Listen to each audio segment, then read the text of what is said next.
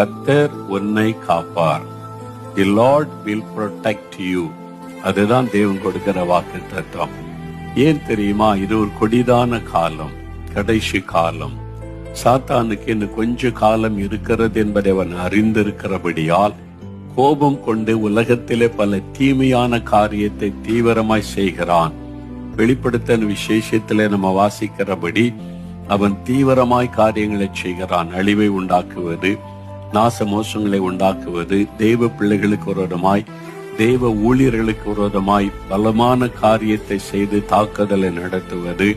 இந்த மாதிரி போராட்ட காலத்திலே வாழ்கிறோம். இது கடைசி கொடிய காலங்கள் என்று வேதம் சொல்கிறது.